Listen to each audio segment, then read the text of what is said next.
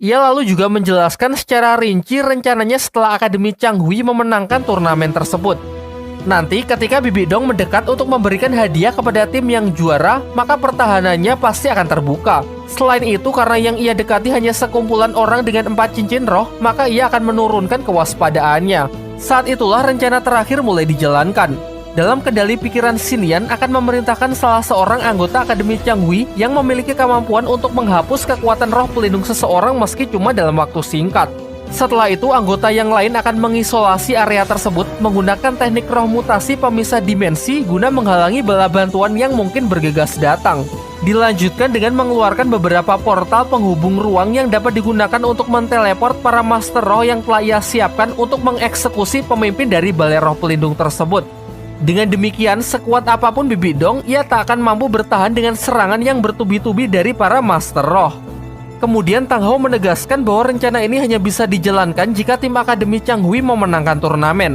Sehingga ia meminta kerjasama dari putranya tersebut dengan cara mengalah dari Akademi Changhui di pertandingan yang akan datang. Akan tetapi, Tang San berpendapat kalau ini semua perbuatan yang salah. Hanya karena ingin balas dendam, begitu banyak nyawa yang harus dikorbankan, termasuk para murid Akademi Changhui yang dijelaskan pasti akan mati setelah menjalankan rencana tersebut. Tak lama setelah itu, teman-temannya yang merasa khawatir datang menyusul Tang San. Namun Tang Hao malah menyerangnya dan mengancam akan membunuh teman-temannya jika Tang San enggan bekerja sama.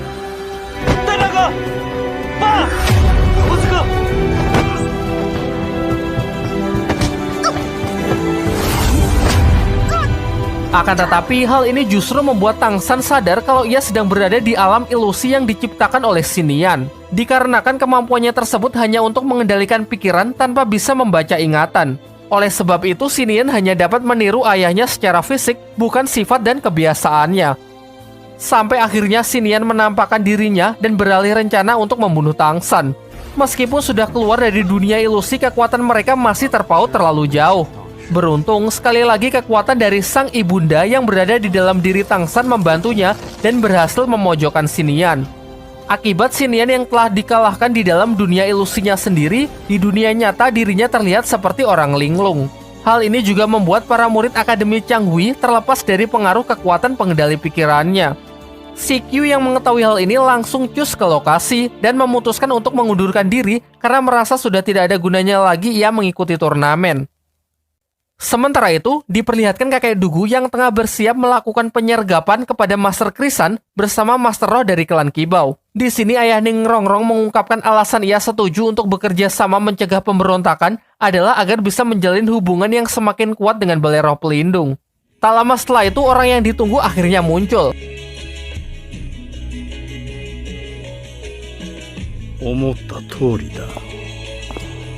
Master Krisan pun bersiap melakukan perlawanan dengan mengeluarkan senjatanya yang berwujud cambuk bunga matahari.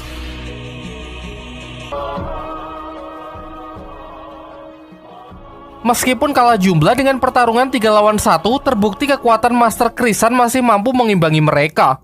Di waktu yang bersamaan, Tang San kembali bertemu dengan Hu Lena yang meminta kartu perpusnya dikembalikan.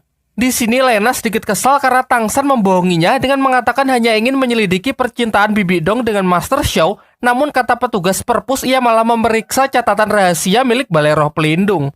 Dari perkataan itu, Tang San jadi sadar kalau plat bangsawan tersebut memang bisa dipindah tangankan. Hal ini melemahkan dugaannya terhadap Master Krisan karena bisa saja ada pihak lain yang mencuri plat bangsawan milik Master Krisan untuk menciptakan sebuah alibi dengan memasukkan nama Master Krisan ke dalam catatan daftar peminjam buku di perpustakaan balai roh pelindung.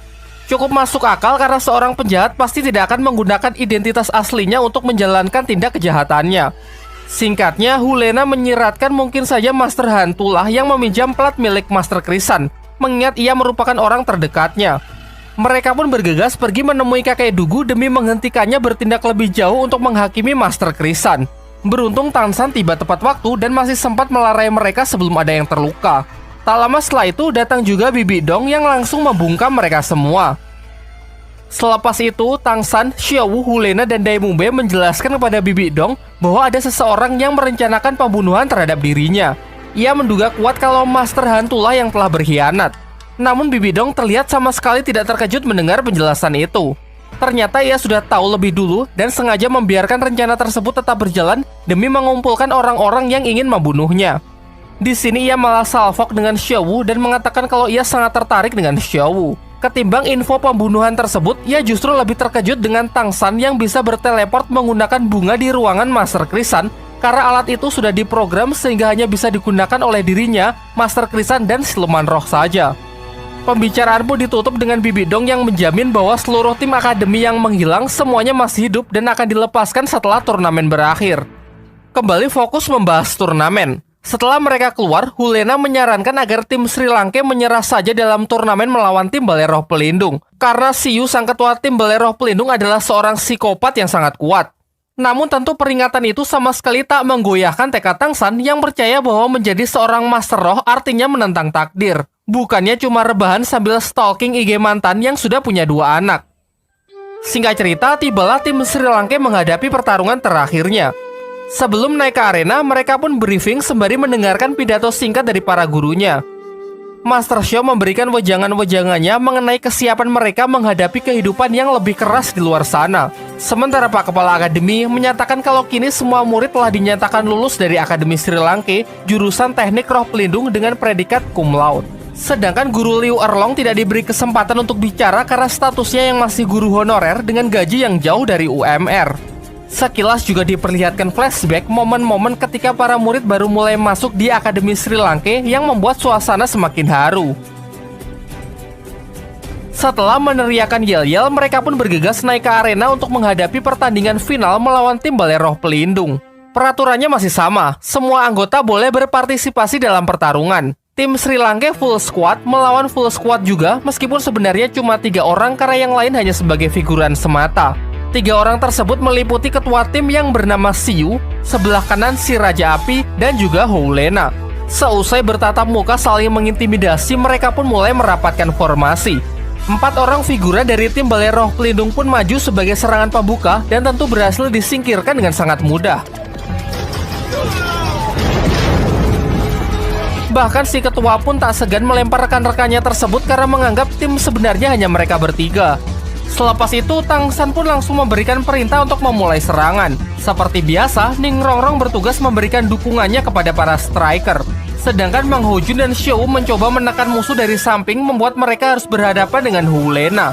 Diperlihatkan untuk pertama kalinya, Hulena yang mampu mengeluarkan kekuatan rubah ekor 9 yang ia gunakan untuk menghalau tembakan api milik Mang Hojun. Meskipun kemampuan hipnotisnya kini tidak berguna karena di pihak lawan ada Xiao yang bisa mengcounter kekuatan matanya tersebut. Sementara itu, di sisi kanan Daemumbe berusaha menyibukkan si Raja Api dengan serangan jarak dekatnya. Juga dibantu oleh Swing untuk sekali.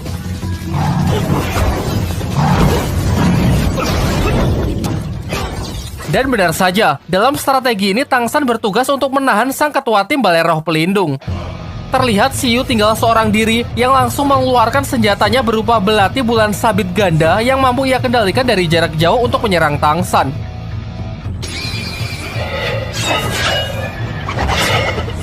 Dengan mata ungu yang sudah lama absen, Tang San pun bisa meningkatkan refleksnya guna mengimbangi kecepatan dari serangan tersebut. Merasa geram Tang San yang selalu bisa menghindar, Siyu pun menunjukkan cincin rohnya yang ternyata ia memiliki 5 buah. Bahkan satu di antaranya adalah cincin roh berusia puluhan ribu tahun. Sebuah bakat yang luar biasa mengingat usianya yang masih tergolong muda. Ia juga menjelaskan kalau setiap naik tingkat ia tak pernah mendapatkan teknik roh baru karena kekuatannya hanya berfokus pada penambahan ketajaman dan kecepatan belatinya saja. Serangan pun kembali ia lancarkan dengan jumlah dan kecepatan yang jauh lebih meningkat.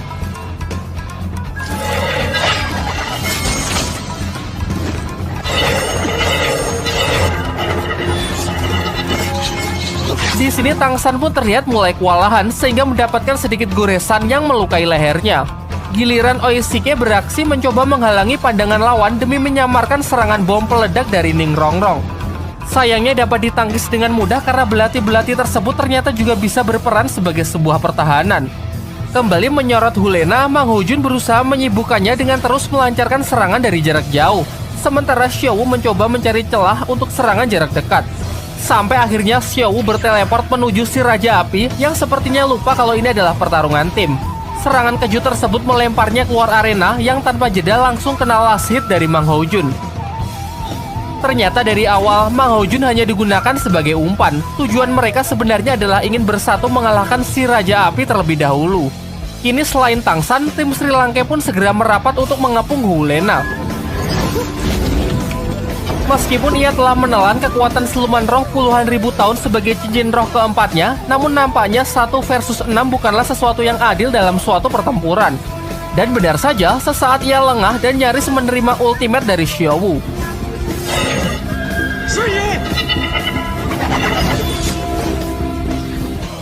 Namun meskipun berhasil selamat, Hulena memutuskan untuk keluar arena karena menurutnya ia sudah kalah kalau saja tidak ada bantuan dari ketua tim yang tak sudi ia terima. Dengan ini hanya tersisa 1 orang yang terlihat masih sangat percaya diri. Ia pun memperbesar belati bulannya untuk menjatuhkan satu persatu anggota tim Sri Lanka.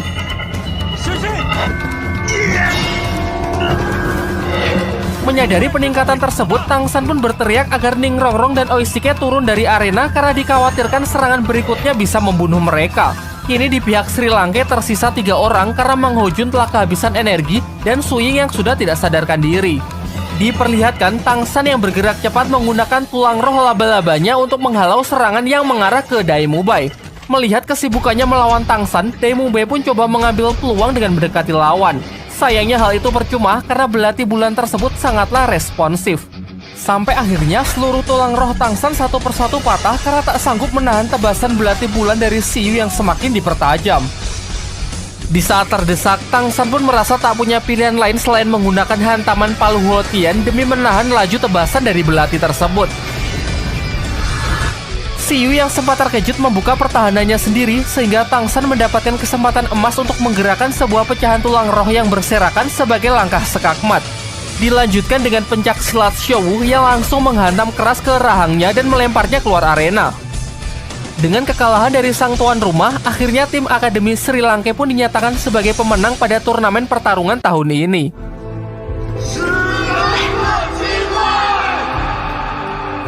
Singkat cerita, Bibi Dong pun turun dari singgasananya dan berjalan menuju arena untuk menyerahkan hadiah kepada tim yang juara. Namun tiba-tiba Master Hantu dalang dibalik perencanaan pembunuhan Bibi Dong muncul dan langsung mencoba menyerang pemimpin Balai Roh Pelindung tersebut.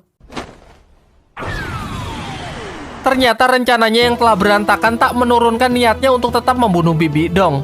Meskipun sayangnya semua gerakan dari Master Hantu sudah dapat diantisipasi oleh Bibi Dong sehingga ia sanggup mengatasinya dengan sangat mudah. Begitu pula dengan beberapa Master Roh yang telah ia siapkan juga everything under control bagi Bibi Dong. Kalau sudah begini ia cuma bisa ngebacot dan mengungkapkan alasan dibalik pemberontakannya. Ia tahu kalau Bibi Dong lah orang yang telah membunuh pemimpin Balai Roh sebelumnya. Sedangkan Master Huotian yang dituduh sebagai pelakunya, sebenarnya di perang besar beliau hanya membuatnya terluka parah saja. Setelah mengetahui fakta itu, Master Hantu terus mengumpulkan sekutu dan orang-orang yang juga loyal terhadap pemimpin pertama untuk merencanakan pembalasan dendam.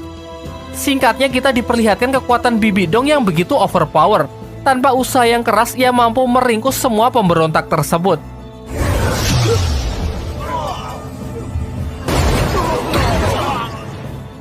Acara pemberian hadiah pun kembali dilanjutkan, semua peserta berhak mendapatkan penghargaan kecuali Xiaowu. Dari sini terungkap bahwa Xiaowu ternyata bukanlah manusia, melainkan siluman roh berusia 100.000 tahun yang telah berevolusi menjadi manusia.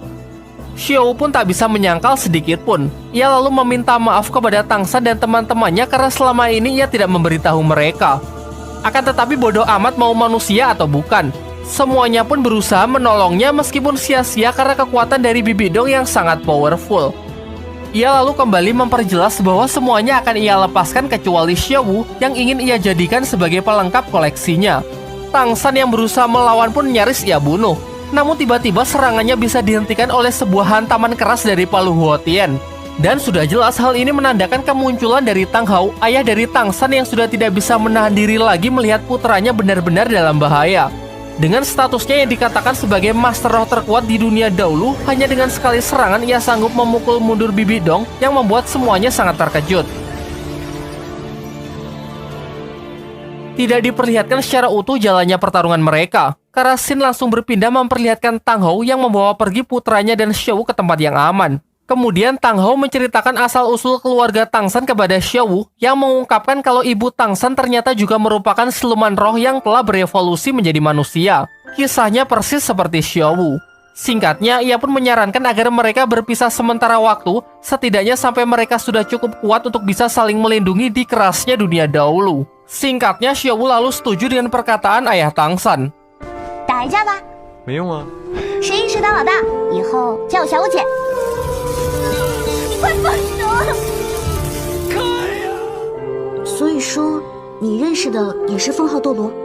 Dan setelah mengenang beberapa kebersamaannya di masa lalu, ia pun memberikan ciuman perpisahan yang sekaligus menjadi penutup serial di season kali ini. Serta berdasarkan beberapa artikel yang saya baca, season keduanya masih dalam tahap syuting. Jadi mohon bersabar.